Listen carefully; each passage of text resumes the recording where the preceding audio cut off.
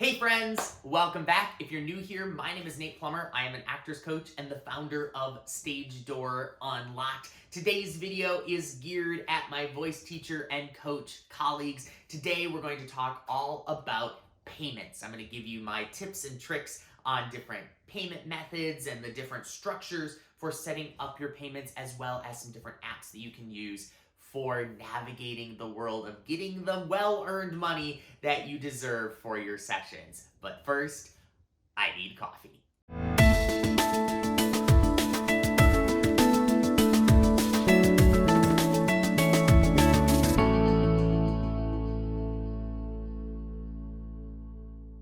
While all of us absolutely love teaching and we love coaching, let's be real, we do it for a job, we do it for a paycheck, and figuring out how you get that income is a very important thing. This is one of those things that you're not taught in a pedagogy class. So I wanted to go through the different components of payments today and break them down for you so that you can figure out what is the best setup for you and for your studio. So let's start with the different types of payment models that you can have for your studio. The most obvious is an individual lesson payment model, or a pay per lesson model.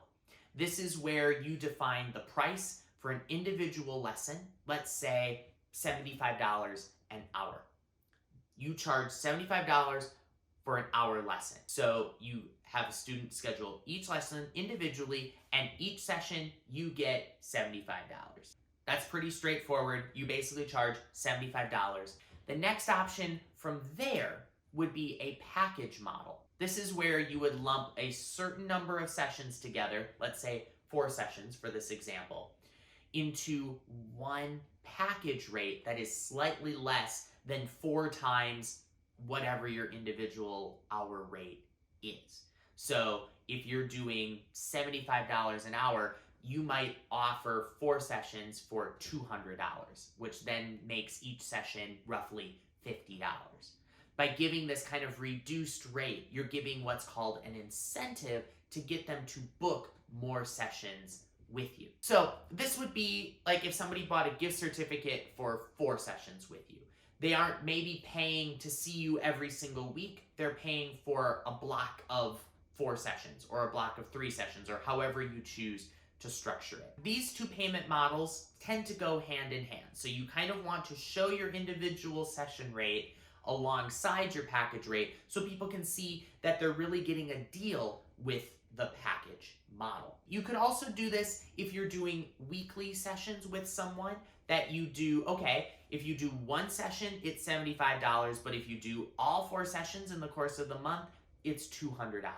This becomes a little tricky when some months might only have 3 sessions, or some months might even have 5 sessions. Sometimes it comes out in the wash, and that's okay, but you want to be conscious of how you set up those package payment plans if you choose to go kind of on a monthly basis. So packages tend to work really well if you're doing like a college coaching package, or if you're doing an audition prep, maybe for a local school musical or whatever. Lumping things together in smaller packages tend to be really effective in promoting your studio, and also kind of getting clients that maybe might not be willing to commit long term but want to try it out. The last payment model that you might want to explore is what is called a tuition-based model. A tuition-based model is where you pay for a period of time, not a number of sessions. So for example, here at Stage Door Unlocked, the majority of our clients are on a tuition-based model where they pay us a set amount every single month. Within that, they are offered a certain number of things. They are offered a set number of sessions. They are offered the ability to contact me and to get a response within a set period of time. They are offered access to our resource library. They are offered access to email me or to schedule additional sessions as needed.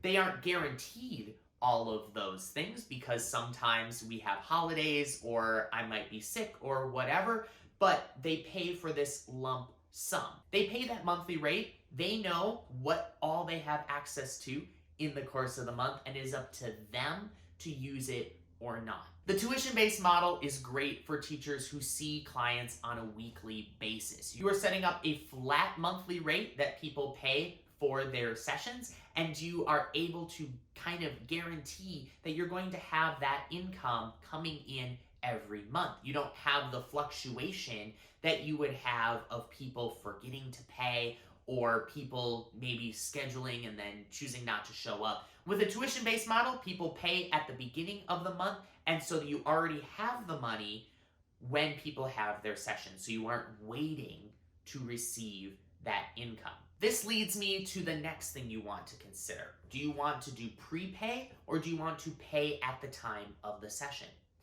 Prepaying is kind of getting people to pay to hold the slot. They are basically saying, I want this slot, I'm buying it. It's like going to the store and buying an apple.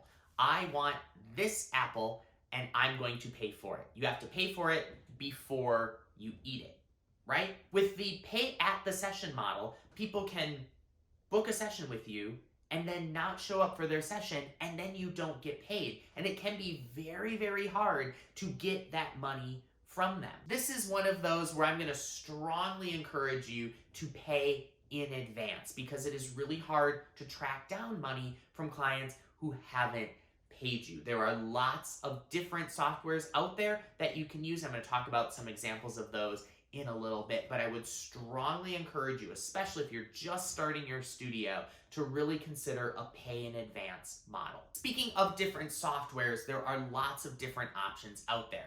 Personally, I love Acuity. I love Acuity as my scheduler and payment processor because it allows me to put my calendar on the website. People can click on whatever date, time they want, adjust it for the time zone that they need, and they can pay me right at the time they book. I don't have to hunt people down to remind them to pay me each month, because I can set up a subscription-based model in Acuity where people pay me for a subscription to the studio, and that then gets processed on their credit card on the first of the month. If you're looking to use subscription-based models but you don't need a scheduler, you can use PayPal and set up recurring payments, or even set up a subscription through PayPal with using one of their business accounts. You can find out all the information on the PayPal business website. Finally, the last thing to consider is your payment processing method. There are so many different options out there. There's Stripe, there's Square, there's PayPal. You can accept checks, you can accept cash, you can do direct deposit. There are so many different ways that you can accept payments in your studio. The thing that I would strongly recommend is that you pick one payment method that you accept. Why am I saying this? It's your business. It's your business. Don't feel that you need to offer all kinds of options to be flexible. People don't get to go to the grocery store and say, can I Venmo you? That's not how it works. People can have the option to pay you in cash. They can have the option to pay you with a check, or they can pay you with a credit card. You can set those as the options with which you will accept payment. Remember, each option you give is going to be more hassle in your accounting. You're going to have to keep track of where all of that money came in, and you're going to have all of those different statements when tax time comes around. If you accept payments in Stripe and in Square and in Venmo and in PayPal and checks and cash, you're going to have records of all of those things to show your income when tax season comes around. Run your business the way you want to run your business. Try to find the most cost-effective way of processing your payments. For credit cards, there are some pretty standard processing fees out there. Stripe, Square, PayPal are all pretty consistent in the going rates for processing credit cards. But you might want to also consider a discount if you accept checks or cash, because you won't have to have those credit card processing fees with those payment methods. So you might want to charge a convenience fee if you are someone that is teaching in person and are accepting credit cards in person. Whatever method you decide, just own it and just run your business however you choose to run your business. Don't feel that you're going to lose customers just because, I didn't offer a payment method that this particular family wanted. They don't get to play that game with childcare. They don't get to play that game when they go to the grocery store. They don't need to play that game with you. Choose the payment method that you want for your business, and I guarantee you it will make you happier in the long run. There you go. There's a simple breakdown of the different types of things to consider when figuring out payments for your studio. Are there other things that you feel maybe should be considered when it comes to the actual handling of payments in your studio? I would love to hear your thoughts. Comment down below. If you're a teacher just getting started in running your studio, or maybe you've been running your studio for a while and you're looking for other ways of kind of navigating through the crazy world of running your studio and you'd like some help with that, I would love to work with you. Feel free to schedule a coaching session with me. The information is on our website. The link is down in the description box below. I hope you enjoyed this video. If you did, give it a thumbs up and click that big red subscribe button so you get notified whenever I post a new video. That's it for this episode. As always, friends, you're awesome, be awesome, and I'll see you next time.